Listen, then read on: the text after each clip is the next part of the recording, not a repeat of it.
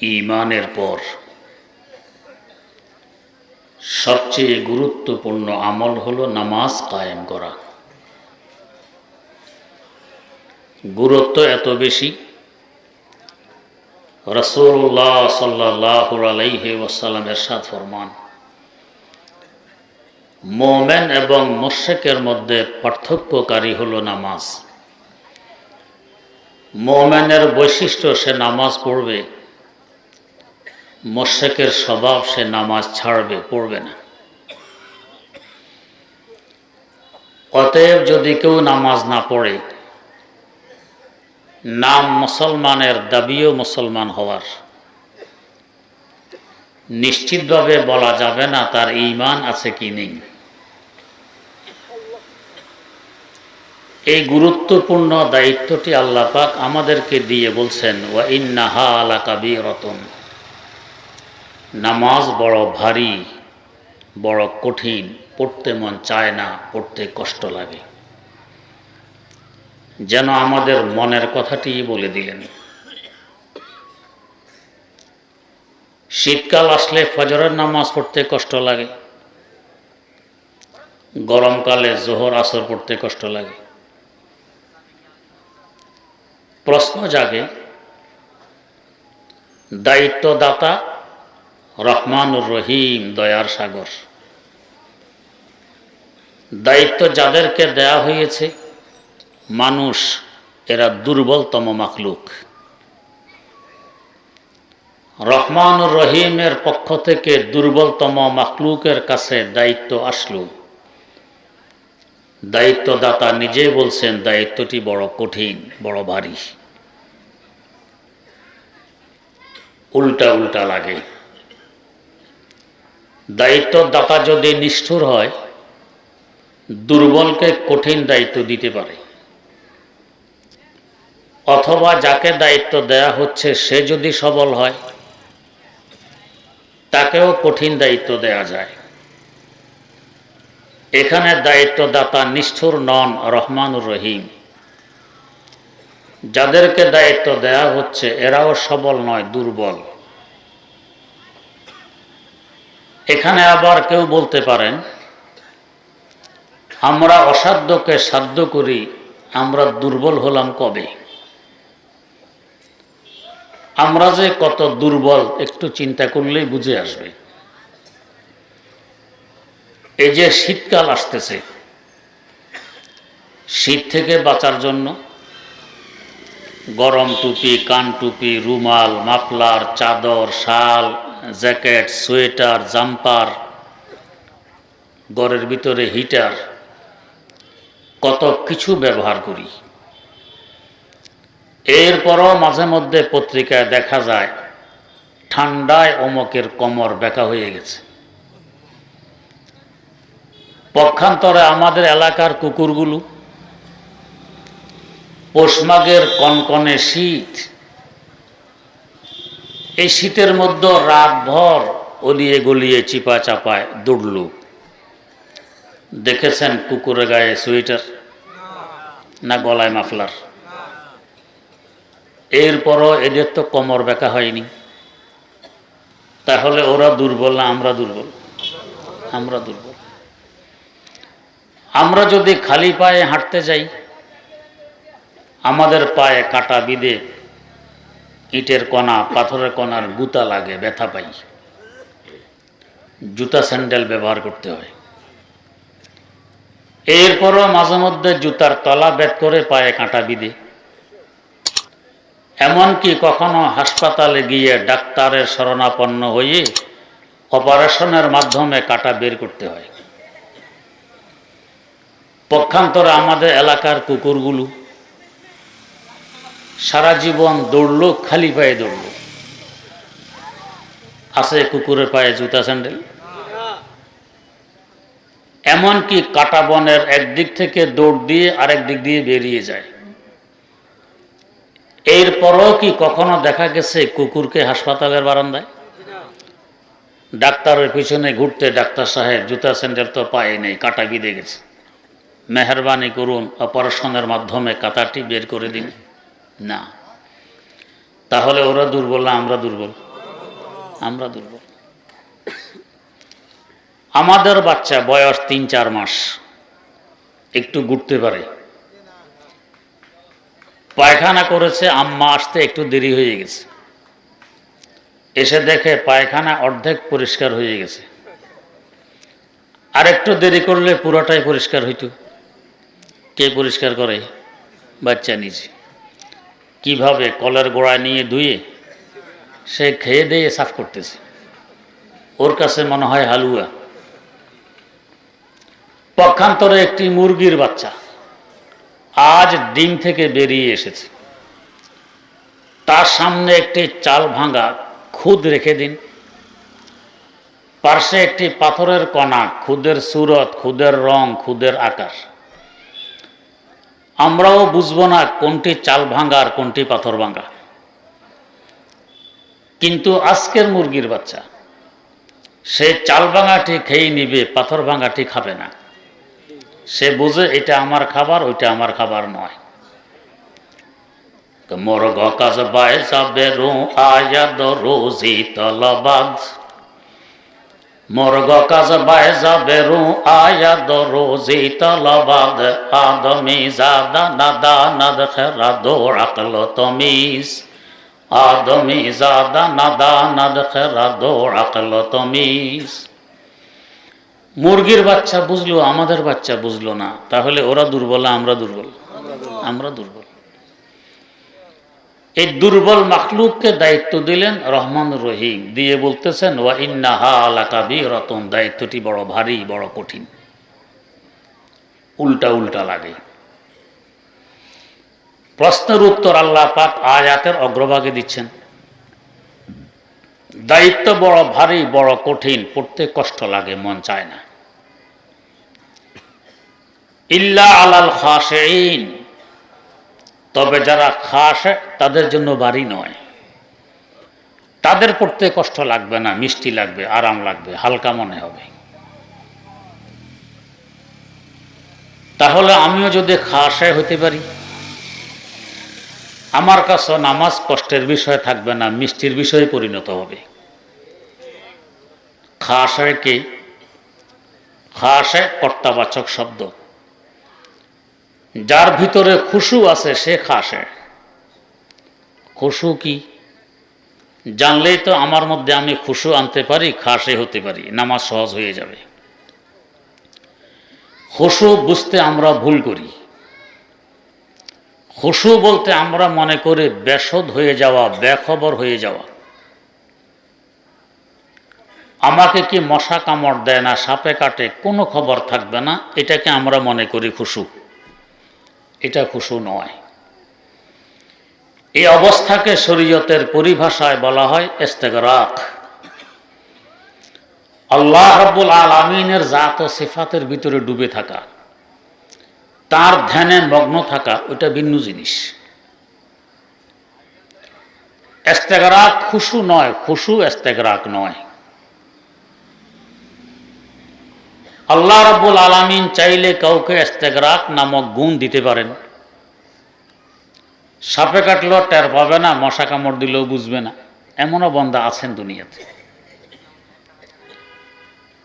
সাইয়্যিদনা আলী মুর্তাজা রাদিয়াল্লাহু তাআলা আনহু, তার পায়ে তীর ঢুকে গেছে। তীর মানে আমাদের এলাকার বাচ্চারা পাটখড়ি দিয়ে তীর মারে, এটা নয়। লোহার পনা থাকে উপরে, উল্টা দুইটা কাঁটা, ঢুকতে সহজে ঢুকে, সহজে কিন্তু বের হয় না, গোশত ছিঁড়ে বের করতে হয়। তার পা থেকে তীর বের করা যাচ্ছে না। অপেক্ষা করা হোক, আলী যখন নামাজ পড়বে তখন বের করা যাবে। আলী মুর্তাজা রাদিয়াল্লাহু তাআলা আনহু নামাজ পড়া আরম্ভ করলেন। এই সুযোগে সাথীরা টেনে এই তীর বের করে ফেলল, গোশত ছিঁড়ে। নামাজ শেষে হযরতে আলী জিজ্ঞেস করতেছেন, আমার পায়ে তো একটা তীর বিঁধা ছিল, এটা পড়লো কিভাবে? তীর তো পড়েনি, জোরপূর্বক টেনে বের করা হয়েছে। উনি নামাজে মগ্ন, খবরও নেই যে কি করা হচ্ছে। এটাকে বলে ইস্তেগরাক, এটা খুশু নয়। আমার দাদা উস্তাদ আল্লামা ইউসুফ বানুরি রাহেমাহুল্লাহ, অপারেশন হবে, পেট কাটা হবে, তখন নতুন নতুন অপারেশন আবিষ্কার হয়েছে।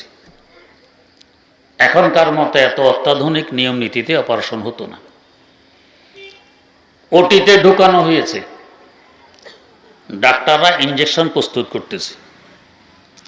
জিজ্ঞেস করলেন, এই ইঞ্জেকশন কাকে দেওয়ার জন্য প্রস্তুত করতেছ? আপনাকে দেওয়ার জন্য। এই ইঞ্জেকশনের কি কাজ? এটার কাজ হলো যাকে ফুস করা হয় সে বেহুশ হয়ে যায়। তো আমাকে বেহুশ করার জন্য আমাকে ইঞ্জেকশন ফুস করবে? কই জি। বেহুশ করবে কেন? আপনাকে যে অপারেশন করতে হবে, পেট কাটতে হবে, এই জন্য। বললেন, খবরদার, আমার পেট এমনি কাটবে, বেহুশ করতে আমি দিব না, এই ইঞ্জেকশন আমাকে দিতে পারবে না। ডাক্তাররা হুজুরকে বুঝায়, হুজুরও ডাক্তারদেরকে বুঝান। ডাক্তাররা ভাবে মৌলবী মানুষ, বুদ্ধি শুদ্ধি কম, অবশ করা ছাড়া, বেহুশ করা ছাড়া পেট কাটলে ব্যথায় আপনি মারা যাবেন। মারা গেলে আমি যাব, তোমরা তো যাবে না, বেহুশ করতে দিব না। ডাক্তাররা মানে না তার কথা, মানার কথাও নয়।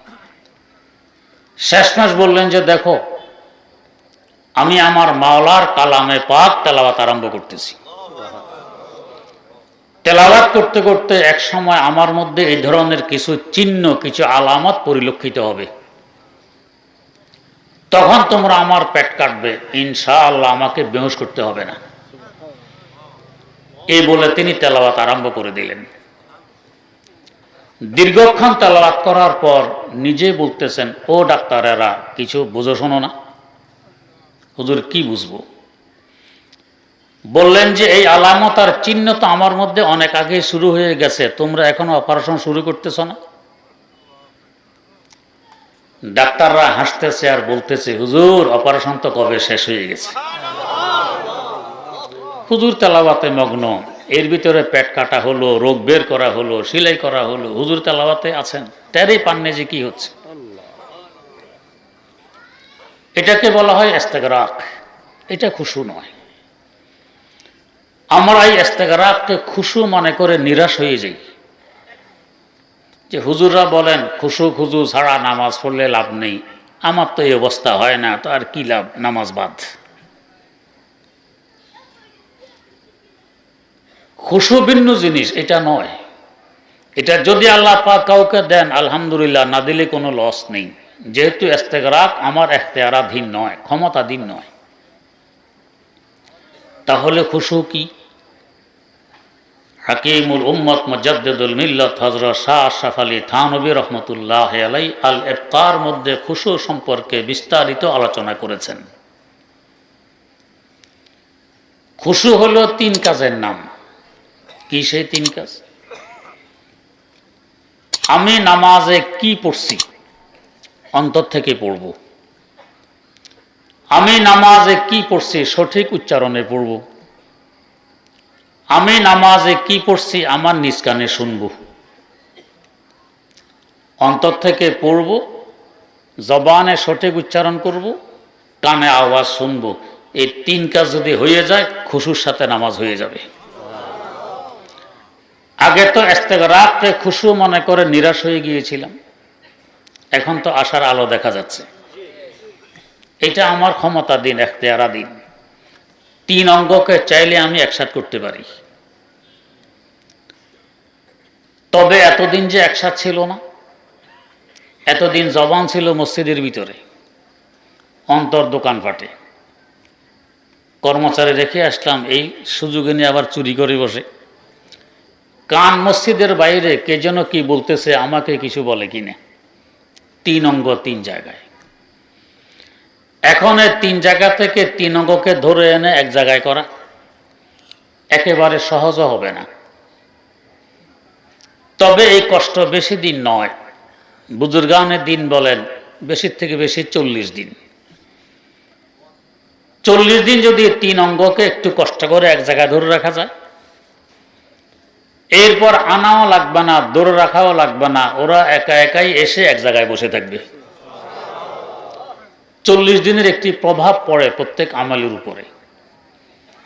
আমরাও যখন মায়ের পেটে ছিলাম, প্রথমে ধাতু, এরপরে শুক্রাণু, ডিম্বাণু, এরপরে জমাট রক্তের টুকরা, এরপরে গোশতের টুকরা, এরপরে হাড়, তার উপরে গোশত, এরপরে অঙ্গ, এরপরে আকৃতি, এরপরে রূপ। প্রতি 40 দিন পর পর একটা পরিবর্তন ঘটত। আমরাও যদি 40 দিন একটু কষ্ট করে 3 অঙ্গকে ধরে রাখতে পারি, এরপরে আর কষ্ট থাকবে না, সহজ হয়ে যাবে। এই সম্পর্কে হাকিমুল উম্মত মুজাদ্দিদুল মিল্লাত হযরত শাহ আশরাফ আলী থানভী রহমতুল্লাহ আলাইহি আল ইফতার মধ্যে একটি ঘটনা উল্লেখ করেছেন। ঘটনাটি হলো, এক চোর শাহী মসজিদে এসেছে, চুরির সুযোগে আছে, সুযোগ পেলেই চুরি করবে। শাহী মসজিদ মানে যে মসজিদে বাদশাহ নামাজ পড়ে, এই মসজিদকে বলে শাহী মসজিদ। ফার্সিতে বাদশাহকে বলে শাহ, বাদশাহ বলে, শাহও বলে। তো শাহ তথা বাদশাহ যে মসজিদে নামাজ পড়ে, ওই মসজিদকে বলে শাহী মসজিদ। আগের যুগে রাজা বাদশাহরা নামাজ পড়তেন, বরং পড়াইতেন। ইসলামের একটি মৌলিক বিধান, যিনি রাষ্ট্রপ্রধান হবেন, ইনি রাষ্ট্রীয় মসজিদের ইমামও হবেন। হযরত রাসূল আকরাম সাল্লাল্লাহু আলাইহি ওয়াসাল্লাম রাষ্ট্রপ্রধান ছিলেন, মদিনার মসজিদে নামাজও পড়াইতেন। খোলাফায়ে রাশিদিন রাষ্ট্রপ্রধান ছিলেন, মসজিদে নামাজও পড়াইতেন। এটা নিয়ম। এখন দুনিয়ার অবস্থা, রাষ্ট্রপ্রধানরা নামাজ পড়াবে কি নিজেই পড়ে না, পড়লেও বিশুদ্ধভাবে পড়তে পারে না, পড়লেও ইমামত করার সাহস নেই। আর আমাদের তো অবস্থা মাশাআল্লাহ, বেচারি মহিলা বাইতুল মোকাররমের ইমাম খতিব বানান যাবে। বাদশাহ ওই দিন ঘটনাক্রমে মন্ত্রীকে ডেকে বলছেন, মন্ত্রী, তুমি তো জানো আমার একটি মাত্র মেয়ে, আমার আর কোনো ছেলেও নেই, আর কোনো মেয়েও নেই। আমার এই মেয়ে বিয়ের উপযোগী হয়ে গেছে।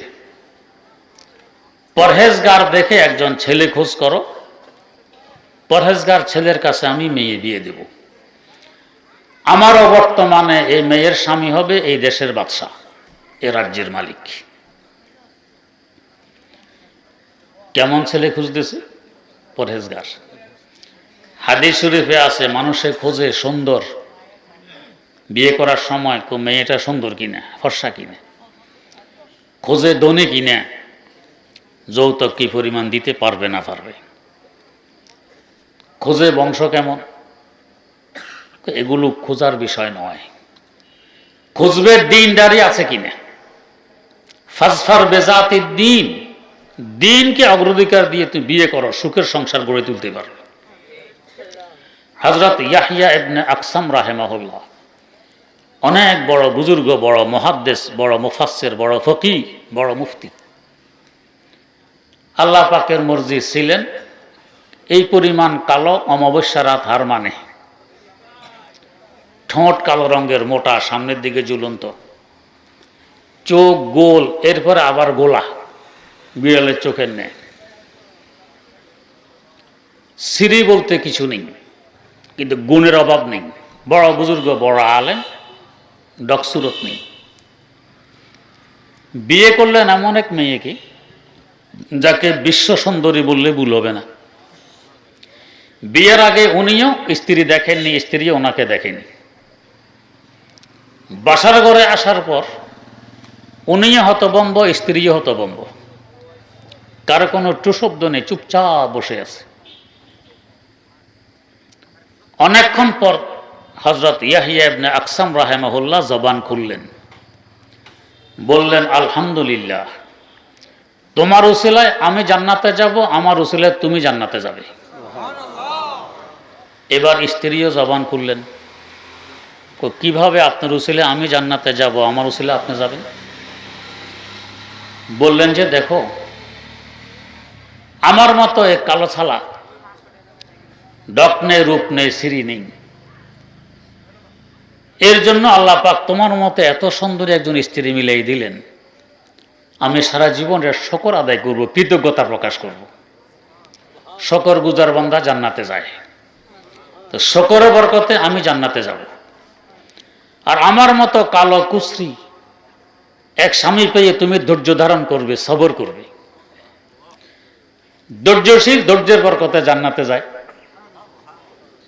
তাই আমার কারণে তুমি জান্নাতে যাবে, তোমার কারণে আমি জান্নাতে যাব। সারা জিন্দেগি একটু শব্দ হয়নি, সুখের সংসার গড়ে তুলছেন। সম্ভব হলো কি করে? দিন থাকার কারণে। উনিও দিনদার, ওনার স্ত্রীও দিনদার। যদি স্ত্রী দিনদার না হইতো, প্রথম দেখাই বলতেন সালাম, আমি গেলাম। এই স্বামী গ্রহণ করা সম্ভব নয়। দিনের কারণে সুখের সংসার গড়ে তুলছেন। তো ফাসফার বেজাতি দিন, দিন দেখে বিয়ে শাদী করো। তো বাদশাহ বললেন পরহেজগার ছেলে খোঁজো, পরহেজগার ছেলের কাছে আমি মেয়ে বিয়ে দিব। চোর এগুলো শুনতেছে সব। মন্ত্রী জিজ্ঞেস করলেন বাদশাহ, কে পরহেজগার বুঝবো কিভাবে? আমরা হলে কিন্তু এই প্রশ্ন করতাম না, জিজ্ঞেস করতাম না। কারণ আমরা তো জানি ডোলের আওয়াজ কোন দিক থেকে আসে, ওই দিকে পরহেজগার হিসাব। গরু ছাগল দলে দলে কোন দিকে যায়, সেদিকে পরহেজগার হিসাব। বড় বড় সিন্নির ডেক কোন দরবারে আছে, এটা পরহেজগার হিসাব। কিন্তু মন্ত্রী জিজ্ঞেস করলেন বাদশাহ, কি করে বুঝবো কে পরহেজগার? আমরা মনে করি সাধারণত দাড়ি টুপি আছে, জুব্বা জাব্বি গায়ে দেয়, বস পরহেজগার। যে ইবাদত করে তাকে বলে আবেদ, আর যে গুনাহ থেকে বাঁচে তাকে বলে পরহেজগার। এটা ফার্সি শব্দ, কর্তাবাচক শব্দ। এই শব্দটি আমরাও ব্যবহার করি। খুজলি বিচি ডাক্তারের কাছে গেছেন চিকিৎসার জন্য, ফেনিসিলিন ইঞ্জেকশন দিল ডাক্তার। জিজ্ঞেস করলেন ডাক্তার সাহেব কোনো পরহেজ টরহেজ আছে? এই পরহেজ বাস। ডাক্তার সাহেব বললেন হ্যাঁ, বেগুন খাওয়া যাবে না, কচু খাওয়া যাবে না, পুঁটি মাছ খাওয়া যাবে না, বোয়াল মাছ খাওয়া যাবে না, চিংড়ি মাছ খাওয়া যাবে না, গরু গোশত খাওয়া যাবে না, হাঁসের গোশত খাওয়া যাবে না, কবুতরের গোশত খাওয়া যাবে না। বাড়ি এসে বলছেন স্ত্রীকে, যা পরহেজ দিল আর বাঁচা লাগবে না। তো যে গুনাহ থেকে বাঁচে তাকে বলে পরহেজগার। আবেদের তুলনায় পরহেজগারের মূল্য আমার আল্লাহর কাছে কোটি কোটি গুণ বেশি। শারহে হামবির মধ্যে আছে লা তারাকু যাররাতিন মিম্মা নাহাল্লাহু আনহু খায়রুম মিন ইবাদাতি সাকালাইন। এক জররা পরিমাণ গুনাহ থেকে পরহেজ করা, গুনাহ থেকে বাঁচা। জররা কি? সকালে পূর্ব আকাশে যখন সূর্য ওঠে, দেখবেন বেড়ার ছিদ্র দিয়ে, দুয়ারের ফাঁক দিয়ে, জানলার চিপা দিয়ে রৌদ্র ভিতরে ঢোকে, কোনাকুনি কোনাকুনি আলোর রশি দেখা যায়। ওই আলোর দিকে তাকাইলে দেখবেন অসংখ্য অ্যাটম, রেণু ঘুরতেছে দ্রুত গতিতে। দৌড়তে গেলে কিছু নেই। এগুলো গড়ে সর্বত্র, এখানেও আছে। অতি ক্ষুদ্র হওয়ার কারণে দেখা যায় না, ওখানে যে একটু আলো বেশি তাই দেখা যায়। এই ছোট্ট রেণুকে বলে জররা। এই জররা পরিমাণ একটি গুনাহ থেকে বাঁচা গোটা দুনিয়ার সমস্ত মানুষ এবং জিন জাতির সমষ্টিগত আমল থেকে কোটি কোটি গুণ বেশি মূল্যবান। আল্লামা আত্মার তাই বলে গেছেন, কুওয়াতে নেকি নাদারি বদমাকুন বরবজুদে খুদ সে তুম বেহদ মাকুন, বরবজুদে খুদ সে তুম বেহদ মাকুন। বান্দা, নেকি কামাই করতে পারো আর না পারো, অন্তত গুনার ধারে কাছে যাবে না। একটি গুনাহ জান্নাত থেকে জাহান্নামে নিয়ে আসার জন্য যথেষ্ট। গোটা দুনিয়া জ্বালায়া দেওয়ার জন্য একটি মেজবাতির কাঠি যথেষ্ট। তো মন্ত্রী জিজ্ঞেস করলেন বাদশাহ, কি করে বুঝবো কে পরহেজগার? বাদশাহ বললেন, হ্যাঁ, এটা বোঝা তো আসলে কঠিন, তবে পরহেজগারের একটি চিহ্ন আছে। কি চিহ্ন? দেখবে মসজিদে এসে তাকবীরে উলার সাথে জমাতে খুশু সহকারে নামাজ পড়বে। আমার আল্লাহ বলেন, ইন্নাস সালাতা তানহা আনিল ফাহশাই ওয়াল মুনকার। নিঃসন্দেহে নামাজ নামাজি বান্দাকে অশ্লীল অবৈধ কাজ থেকে বিরত রাখে। এটা পরহেজগারের চিহ্ন। চোর এগুলো শুনতেছে, মনে মনে ভাবতেছে আমার তো কপাল আকাশে লেগে গেছে, পরহেজগার সাজার কৌশল তো পেয়ে গেলাম, বস নামাজ পড়লাম তাকবীরে উলার সাথে জমাতে খুশু সহকারে, এরপরে তো আমি পরহেজগার, বাদশার মেয়ে পেয়ে গেলাম, আর চুরিদারের দরকার নেই, আমিও তো এই দেশের বাদশা, এ রাজ্যের মালিক। মেয়ের লোভে ক্ষমতার লালসায় পরহেজগার সেজে বসেছে, সকলের আগে উজু করে মসজিদে আসে, তাকবীরে উলার সাথে জমাতে খুশু সহকারে নামাজ পড়ে। 8-10 দিন পর মন্ত্রীর দৃষ্টি পড়েছে, হ্যাঁ এই যুবককে দেখি পরহেজগার, সবার আগে আসে, ঠিকঠাক নামাজ পড়ে। কেউ আছে আবার হঠাৎ পরহেজগার, পরীক্ষা করতে হবে এটা আসলে পরহেজগার নাকি হঠাৎ পরহেজগার। দেখবেন কোন যুবক মসজিদে ছায়া কখনো আসে না, হঠাৎ ফাগড়ি ফুগড়ি মাথায় দিয়ে একবার ইমামের পিছনে এসে নিয়ত বাঁধে, কোনো অঘটন ঘটাইয়া মসজিদে ঢুকছে, আবার এখানের বিপদ শেষ, আবার মসজিদ শেষ, এটা হঠাৎ পরহেজগার। এমনই এক ছেলে ক্লাস 6-এ পড়ে, ক্লাস 6-এর ছেলে, বয়স আর কত হবে, 12-13 বছর হবে, বেশি থেকে বেশি। এক মেয়ের সাথে লাইন, আল্লাহ পাক ক্ষমা করুন, আজকাল তো এই প্রতিষ্ঠানগুলো কিসের শিক্ষাগার, প্রেমের কারখানা, কি ছাত্র কি শিক্ষক কি ছাত্রী কি শিক্ষিকা এটা নিয়েই ব্যস্ত, প্রেমের বাজার। আল্লাহ মাফ করুন, কোথায় লেখাপড়া কোথায় কি। তো এই ছেলে আরেক মেয়ের সাথে লাইন, যাদের এ ধরনের লাইন ফাইন হয় এদের শরম বরমও থাকে না। ছেলে একদিন বাড়ি এসে সরাসরি তার আব্বাকে প্রস্তাব দেয়, আব্বা আমাকে বিয়ে করাইয়ে দেন। আব্বা তো মাথায় হাত, বলে কি মাত্র ক্লাস 6-এ পড়ে এখনই বিয়ের ফিকির, তো জীবন ধ্বংস হবে, কি বলো? না আব্বা আমার চয়েস আছে, এর আবার ক্যান্ডিডেট অনেক, তাড়াতাড়ি বিয়ে না করলে আরেকজন নিয়ে যাবে। আব্বার তো বেদিস। আমরা যখন দিশ হারাই, রাস্তা না দেখি, তখন হুজুরের শরণাপন্ন হই, হুজুর দোয়া চাই, তাবিজ চাই, তদবির চাই, এর আগে হুজুরের দরকার হয় না, হুজুরের বিদ্বেষ পোষণ করি। আব্বা দৌড়িয়ে আসছে মসজিদের ইমাম সাহেব হুজুরের কাছে, হুজুর আমার ছেলেটাকে একটু বুঝান। কি বুঝাবো? মাত্র ক্লাস 6-এ পড়ে এখনই বিয়ের ফিকির, আজকে সরাসরি আমার কাছে বিয়ের প্রস্তাব দিয়ে দিল, তার নাকি চয়েস আছে, বিয়ে না হলে অন্য কেউ নিয়ে যাবে, তার প্রার্থী অনেক। হুজুর বলেন ঠিক আছে, ছেলেকে একটু পাঠায় দেন, দেখি কি করা যায়। আব্বা এসে ছেলেকে পাঠাইছে হুজুরের কাছে। ছেলে হুজুরের কাছে এসে বলে, হুজুর আমার আব্বাকে একটু বুঝান। চিন্তা করেন হুজুর কি ফেসে পড়ছে। আব্বা বলে ছেলে কি বুঝান, ছেলে বলে আব্বা কি বুঝান। হুজুর এখন কাকে বুঝাবে? বললেন ঠিক আছে বেটা, 40 দিন যদি আমার পিছনে নামাজ পড়া জমাতে, তাহলে বুঝানোর চেষ্টা করা হবে। বুঝাবেন তো? ইনশাল্লাহ, আগে নামাজ পড়ো। হুজুরের তো খেয়াল 40 দিন জমাতে আমার পিছনে নামাজ পড়লে পরহেজগার হয়ে যাবে, বিয়ের ফিকির মাথা থেকে সরে যাবে। এখন ছেলে আসে হুজুরের পিছনে নামাজ পড়ে, পড়তে পড়তে 38 দিন হয়ে গেছে। হুজুর তো মহা খুশি। 38 দিনের দিন একেবারে আগে ভাগে হুজুরা এসে হাজির।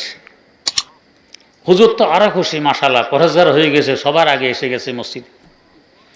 সালাম দিয়ে ঢুকে বলে, হুজুর কাজী সাহেবের কাছে আপনি যাবেন না আমি যাব? ইন্না লিল্লাহ, কি বলো তুমি? হুজুর আর তো মাত্র 2 দিন বাকি, কাজী সাহেব যদি না পাইলাম, বিয়ে রেজিস্ট্রি করাতে পারলাম না, এর অনেক ক্যান্ডিডেট, প্রার্থী অনেক, কেউ নিয়ে যাবে, আমার কাছে কোনো ডকুমেন্ট থাকবে না। 2 দিনে দাওয়ার সাওয়ার দেওয়া আছে, বাজার সাজার করা আছে, বলেন আপনি যাবেন না আমি যাব? হুজুর বুঝে ফেলেছেন মূল কারণ কি। আল্লাহ রাব্বুল আলামিন যাদেরকে কোরআন সুন্নাহর ইলম দিয়েছেন, এটা পুরোটাই নূর। ফাইনাল ইলমা নূরুম মিন ইলাহি ওয়া নূরুল্লাহি লা ইউতা লিআসি। ইলম পুরোটাই নূর। এই নূর আল্লাহ পাক যা সিনায় ঢুকায় দেন, সে অনেক কিছু আগে বুঝে ফেলে। যখন মানুষ ধূমপান শুরু করছে, প্রথম দিন থেকে ওলামায়ে কেরাম এটার বিরোধিতা করে আসছে, এটা ক্ষতিকর। আমরা শুনি নাই ওলামায়ে কেরামের বিরুদ্ধে কত কিছু, শরীর সতেজ হয় এটা পান করলে, মৌলবী কি বুঝে। আমার দাদাজান রহমতুল্লাহ আলাইহি বলতেন, तंबाकू नौशरा से ना सिया हस्त अगर बावर नदारी नय गवा हस्त अगर बावर नदारी नय गवा हस्त। যারা ধূমপান করে তাদের সিনা কালো, বিশ্বাস যদি না হয়, হোক্কা দেখছে না নাকি? হোক্কা, হোক্কার উপরে একটা ডান্ডা থাকে, ডান্ডার উপরে চুঙ্গি, ডান্ডার ভিতরে থাকে ছিদ্র, এটার ভিতরে দিয়ে ধোঁয়া আসা যাওয়া করে। বিশ্বাস না হলে ডান্ডা এটা চিরে দেখো, ভিতরে কালো। এই ডান্ডা যদি কালো হইতে পারে তো তোমার সিনা কেন কালো হবে না? নূর এ সিনায় থাকবে না, স্বাস্থ্যের জন্য তো ক্ষতিকর। আর এখন পুরা বিশ্বব্যাপী আন্দোলন, প্যাকেটে লিখে দাও ধূমপান মানে বিষ। হাজারো মানুষ এখন ক্যান্সারে, যক্ষায় ইত্যাদিতে আক্রান্ত। এখন বুঝে আসছে এটা স্বাস্থ্যের জন্য ক্ষতিকর। আলেমরা প্রথম দিনে বলে আসছিলেন। এই মোবাইল যখন আবিষ্কার হয়, আমাদের কওমি মাদ্রাসায় প্রথম দিন থেকে নিষেধাজ্ঞা, কোনো ছাত্র মোবাইল ব্যবহার করতে পারবে না। তখন আলেমদের বিরুদ্ধে কত টকশো, কত টেলিভিশন, কত পত্রিকার প্রবন্ধ। এরা আমাদের নতুন প্রজন্মকে অন্ধকারে রেখে দিতে চায়, মোবাইল ব্যবহার করতে দিবে না। এখন পত্রিকা আসে অমুক ভার্সিটির এরিয়ার ভিতরে ছাত্রদের জন্য মোবাইল ব্যবহার নিষেধ করা হয়েছে।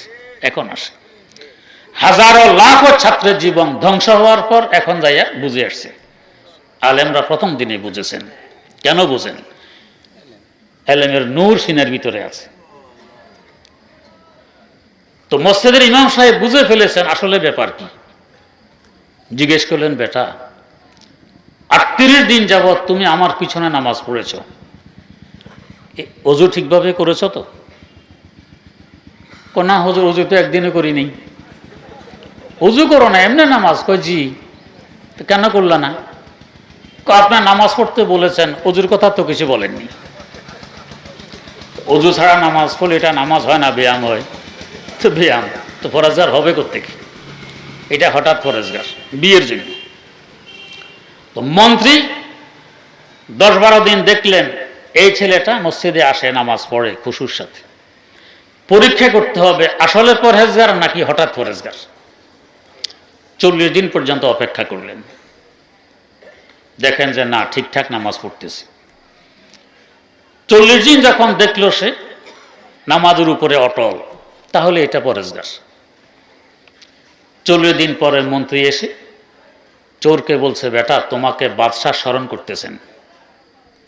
চোর তো বুঝে কেন বলতেছি। কয় না, আপনি বোধহয় ভুল বুঝেছেন। আমার সাথে বাদশার আত্মীয়তার কোনো সম্পর্ক নেই, পরিচয় নেই, আমাকে কেন স্মরণ করবেন? আত্মীয়তার সম্পর্ক লাগবে না, পরিচয় লাগবে না, এমনি তোমাকে স্মরণ করতেছেন, চলো। ধরে নিয়ে গেছে বাদশার দরবারে। নিয়ে বাদশাকে বললেন যে বাদশাহ, এই পরহেজগার ছেলে এনে দিলাম, আপনার প্রস্তাব তাকে দিতে পারেন। বাদশাহ তার মেয়ের প্রস্তাব দিয়ে দিল। চোর তো এই লোভেই পরহেজগার সেজেছিল, প্রত্যাখ্যান করলো, আমি আপনার মেয়ে বিয়ে করব না। বাদশাহ বুঝায়, মন্ত্রী বুঝায়, সে রাজি নেই। প্রথম প্রথম তারা ভাবতেছিল বোধহয় দাম বাড়ায়, তার লৌকিকতা আমাদের একটা স্বভাব। কোথাও গেল একজন খাওয়ার সময়, ভাই আসুন 4টা খেয়ে নেন, না খাবো না। বসেন খান, না খাবো না। না না খাবো না, খাবো না। কিন্তু যদি একবার বসতে পারে, সোয়াশেরের আগে আর উঠে ওঠেনি, পাতিল খালি। তা আগে খাবো না কেন বললে? এটা আমাদের স্বভাব। তো মন্ত্রী আর বাদশাহ মনে করছে বোধহয় দাম বাড়ায়। অনেক বোঝানোর পরও যখন দেখছে সে রাজি নেই, এখন মনে হয় যেন বাস্তব, দাম বাড়ায় না, এটা নয়, বাস্তব। বাদশাহ আশ্চর্য হয়ে জিজ্ঞেস করলেন, বেটা এই ক্ষমতার জন্য মানুষ কি না করে, কত মিথ্যা, কত ধোঁকা, কত মারামারি, হানাহানি, কাটাকাটি, কত গিবত শেখায়, কত মিটিং মিছিল, হ্যান্ডবিল, পোস্টার। তুমি মুফতে ফিরি ফিরি পেয়ে যাচ্ছ, এই ক্ষমতা প্রত্যাখ্যান করতেছ, কারণটা কি? একবার পত্রিকায় দেখেছি একজন সাবেক মন্ত্রী রিক্সাওয়ালার পা ধরছে ভোটের জন্য, তো তোমার ভোটটা আমাকে দিবা, পা ধরে বলতেছে। ইন্না লিল্লাহি ওয়া ইন্না ইলাইহি রাজিউন। তোমার যোগ্যতা থাকলে জনগণ তোমার পা ধরে তোমাকে ক্ষমতায় বসাবে, তুমি কেন আরেকজনের পা ধরো তোমাকে ক্ষমতায় বসানোর জন্য? এটাই তো প্রমাণ বহন করো তুমি অযোগ্য।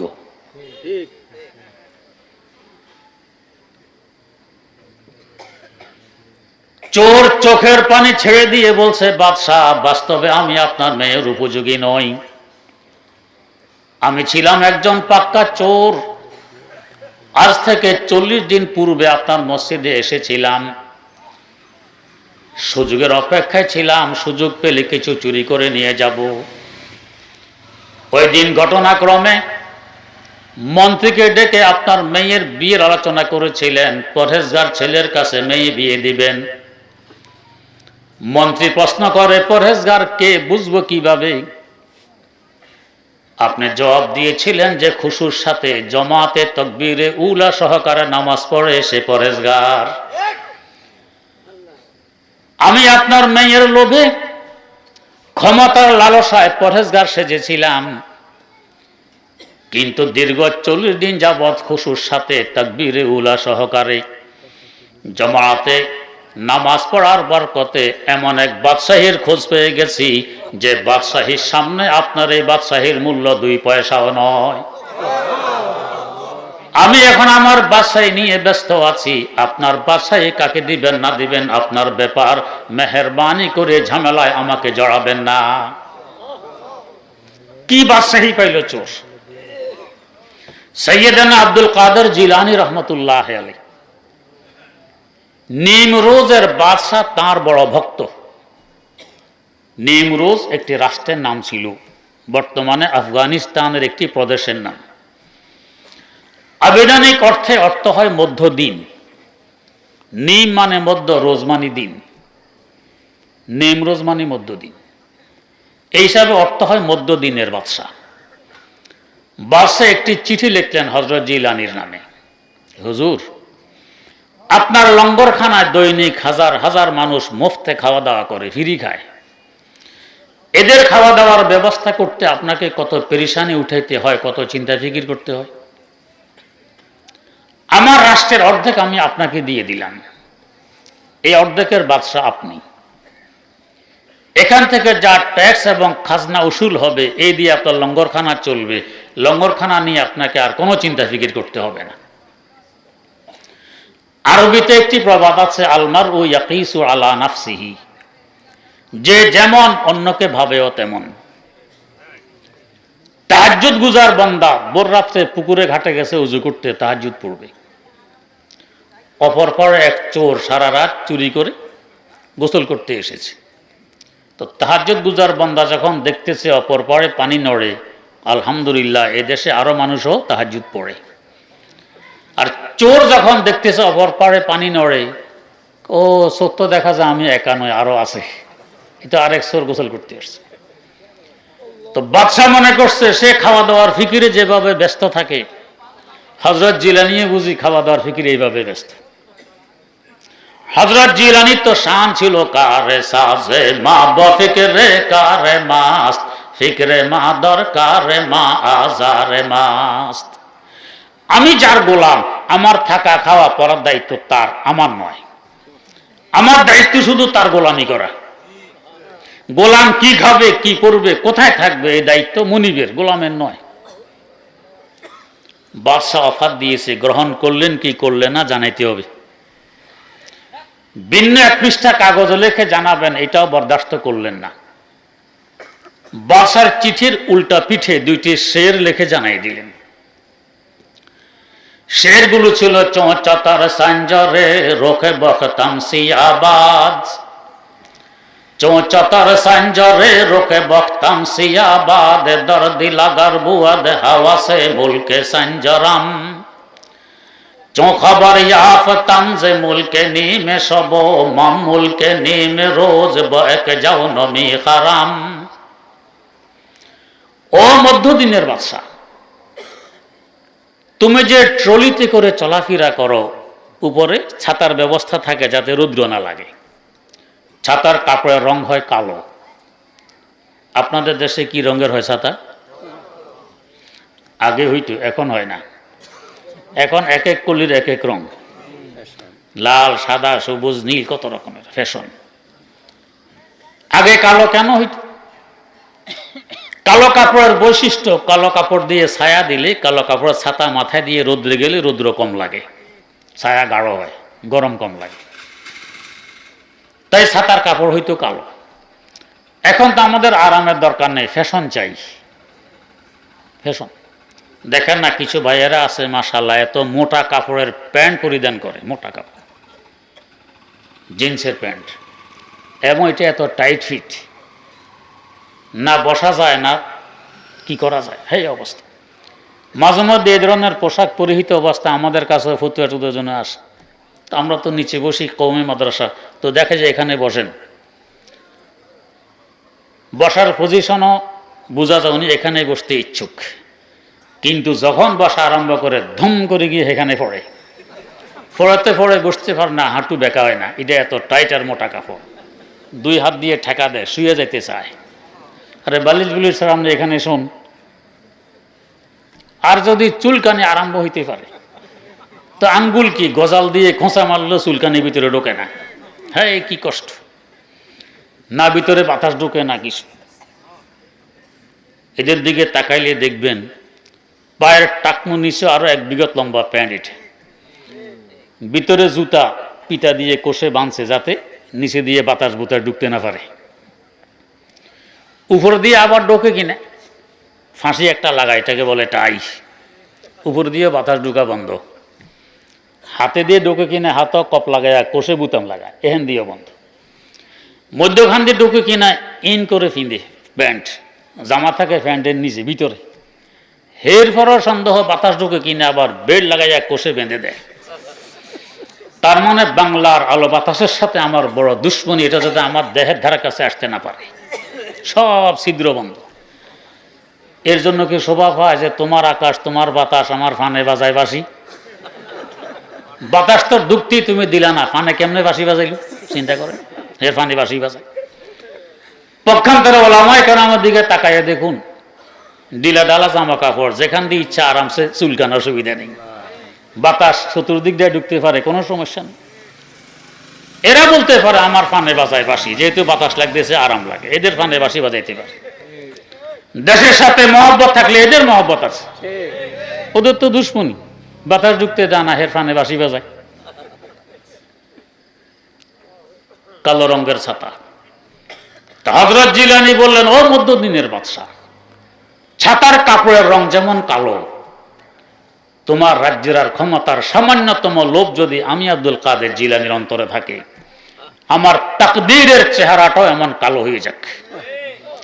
চৌচাতার সাঞ্জরে রোকে বখতাম সিয়াবাদ, চৌচাতার সাঞ্জরে রোকে বখতাম সিয়াবাদ, দর্দি লাগার বুয়াদ হাওয়াসে মুলকে সাঞ্জরাম। তোমার অফার আমি গ্রহণ করতে পারলাম না। কেন পারলাম না? চো খবর ইয়াফতাম যে মুলকে নিমে সব মাম মুলকে নিমে রোজ বয়েক যাও নমি হারাম। ও মধ্যদিনের বাদশা, স্মরণ রাখো তুমি তো মধ্যদিনের বাদশা, আমি আব্দুল কাদের জিলানী হলাম মধ্যরাতের বাদশা। মধ্যরাতে দুনিয়া থাকে ঘুমি বিভোর, আমি আব্দুল কাদের জিলানী থাকি সজাগ, আর আমার আল্লাহ থাকেন সজাগ। যেহেতু আমার আল্লাহর বৈশিষ্ট্য লা তাখুযুহু সিনাতুন ওয়ালা নাওম, তার কোনো তন্দ্রা নেই, তার কোনো ঘুম নেই। দুই সজাগের যোগাযোগী স্থাপন করে যখন কথাবার্তা শুরু হয়, আল্লাহ আল্লাহ আল্লাহ আল্লাহ আল্লাহ আল্লাহ আল্লাহ আল্লাহ আল্লাহ আল্লাহ, ও মধ্যদিনের বাদশা, তখন আমার অনুভব হয় পুরা কায়নাত আর সৃষ্টি জগতের বাদশাহী যেন থাকে আমার কদমের নিচে।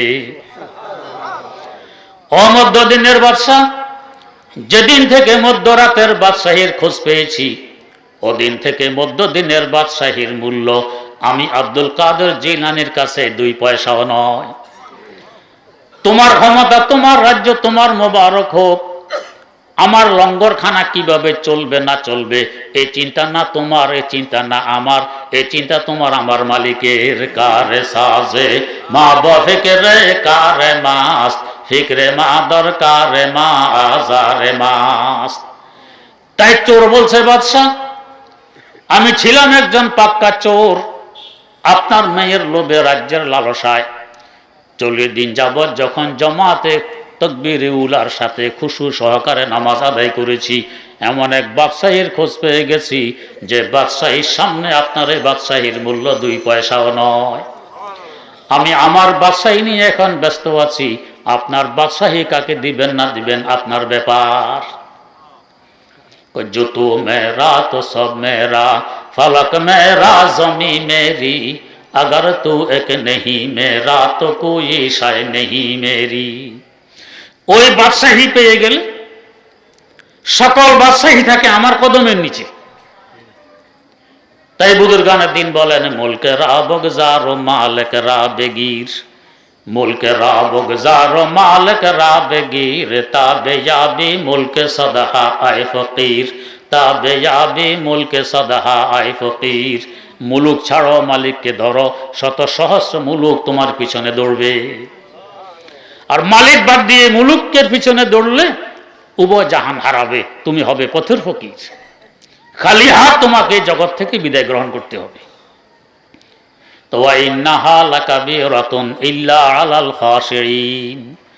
নামাজ বড় ভারী, বড় কঠিন, তবে খুশুর সাথে তথা অন্তর, জবান এবং কান 3 অঙ্গকে একসাথ করে নামাজ পড়লে এটা খুশুর সাথে পড়া হয়। এখন আর ভারী মনে হবে না, এখন বড় হালকা মনে হবে। আগে পড়তে কষ্ট লাগতো, এখন পড়তে মিষ্টি লাগবে, আরাম লাগবে। কেমন মিষ্টি! মনিবার গোলাম বাজারে গেছে, ফিরার পথে মাগরিবের আজান চলছে। মনি পশ্চিম দিকে ফিরে আছাড়ও খায় না, গোলাম পাক্কা নামাজি। এদের কাছে নামাজের সময় নেই।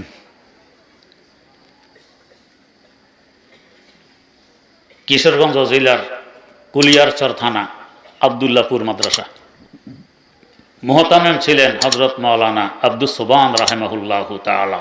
বড় জজবাওয়ালা বুজুর্গ ছিলেন। হুজুর একদিন আজান দিতেছেন, হাইয়া আলাস সালাহ বলে যখন ডান দিকে মাথা ঘুরাইলেন, দেখেন যে এক বেটা বোঝা একটা কাঁধে নিয়ে ওই দিকে যায়। আজান থুয়ে গিয়ে দৌড়ে আনছেন। আল্লাহর পক্ষ থেকে ডাকা হচ্ছে, নামাজের দিকে আসো, তুমি উল্টার দিকে যাও, সাহস তো তোমার কম নয়। ধরে আনছে, নামাজ পড়বি, তারপরে ছুটি ভাড়া দিয়ে নামাজ পড়াইছেন, এরপরে বাকি আজান শেষ করছেন। এই না করলে তো আমাদের যুবকদের কাছে সময় নেই, তো মনিবের কাছে সময় নেই, পশ্চিম দিকে ফিরে আছাড়ও খায় না, গোলাম পাক্কা নামাজি। গোলাম বলছে, মনিব, আল্লাহর পক্ষ থেকে ডাক আসতেছে, তাঁর দরবারে হাজিরি দেওয়ার একটু অনুমতি, নামাজটা পড়ে আসি। যা, তাড়াতাড়ি আসবি, দেরি করবি না। গোলাম যে মসজিদে ঢুকলো, বাইরে ওরার নাম নেই। মনিব অপেক্ষা করতে করতে বের হয় না কেন, কারণ কি? জানালা দিয়ে উকি মারে, তাও মসজিদের ভিতরে ঢোকে না। কারণ ঢুকবে কিভাবে? মসজিদ তো রহমত আর বরকতের গোডাউন। যার কপাল পড়া গেছে রহমত বরকত থেকে বঞ্চিত, এ কি মসজিদে ঢুকতে পারবে? একদিন এক গরুর বাছুরের মালিক দেখে যে মুয়াজ্জিন মসজিদের সামনে গরুর বাছুর পিটাইতেছে। মনে সাহেব, ব্যাপার কি রে পিটাইতেছে? ব্যাপার কি, একটু মসজিদে গিয়ে দেখান না কি করছে। পায়খানা প্রস্রাব করে মসজিদ সব নাফাক করছে। হুজুর বোঝেন না, এটা তো গরু, তাই মসজিদে ঢুকেছে। আমাকে জীবনে দেখেছে মসজিদে ঢুকতে? এ মানুষ মসজিদে ঢোকে না। তো যে মাহরুম আর বঞ্চিত রহমত বরকত থেকে মসজিদে ঢুকবে কি করে? তো মনের জানাল দিয়ে উকি মারে, দেখে গোলাম ভিতরে। এই ব্যাপার কি, বের হস না কেন? গোলাম জবাব দেয়, মনিব আমাকে বের হতে দেয় না। কি? গোলাম আমার, কে বের হতে দেয় না? কার এত বড় শ্রদ্ধা? গোলাম জবাব দেয়, যিনি আপনাকে ঢুকতে দেন না তিনি আমাকে বের হতে দেন না।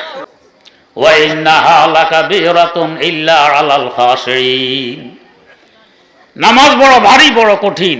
খুজুর সাথে পড়লে এখন বড় হালকা, বড় মিষ্টির বিষয়। এখন নামাজ ছাড়তে মনে চাবে না। আগে পড়তে মন চাইতো না, এখন ছাড়তে মন চাবে না। যেভাবে হোক নামাজ পড়ে নিবে। আমরা চেষ্টা করি খুজুর সাথে অন্তর, জবান এবং কান 3 অঙ্গ একসাথ করে নামাজ পড়ি। ইনশাআল্লাহ নামাজ আর ভারী মনে হবে না, কঠিন মনে হবে না, সহজ হয়ে যাবে। আল্লাহ রাব্বুল আলামিন আমাদেরকে তৌফিক দান করুন। সুবহানাল্লাহি ওয়া বিহামদিহি, সুবহানাকাল্লাহুম্মা ওয়া বিহামদিক, আশহাদু আল্লা ইলাহা ইল্লা আনতা, আস্তাগফিরুকা ওয়া আতুবু ইলাইক। আল্লাহর কাছে দোয়া চাই, আল্লাহ তাআলা যেন দোয়ার উসিলায় যেন বাকি কাজগুলো যেন আল্লাহ তাআলা কবুল দিয়ে যেন করায় দেয়। আল্লাহ আমাদেরকে তৌফিক দান করুন। আলহামদুলিল্লাহি রাব্বিল আলামিন, ওয়াসসালাতু ওয়াসসালামু আলা আশরাফিল আমবিয়া'i ওয়াল মুরসালিন, সাইয়্যিদিনা ওয়া মাওলানা মুহাম্মাদিন ওয়া আলা আলিহি ওয়া আসহাবিহি আজমাইন।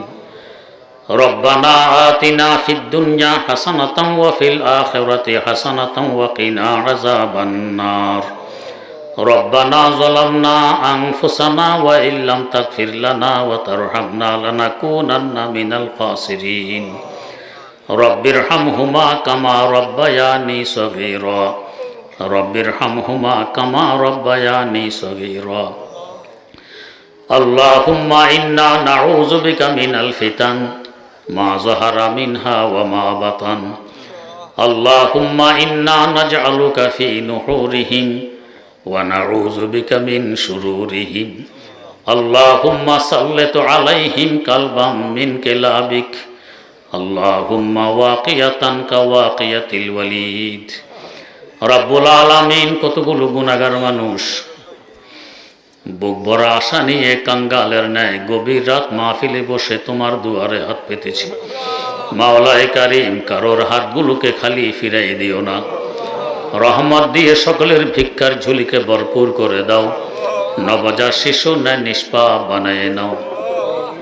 আয় আল্লাহ, যেভাবে চললে বললে এবং করলে তুমি খুশি হও, আমাদের সকলকে সেভাবে চলার, বলার এবং করার তৌফিক দান ফরমাও।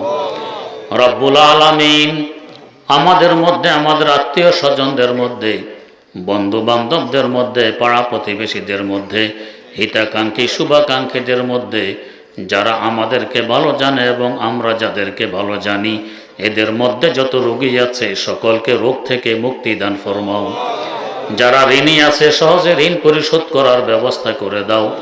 যাদের আর্থিক দুর্বলতা আছে সবলতা নসিব ফরমাও। আয় আল্লাহ, মেহেরবানি করে দুনিয়া ও আখিরাতে উজ্জ্বলময় জিন্দেগি নসিব করো।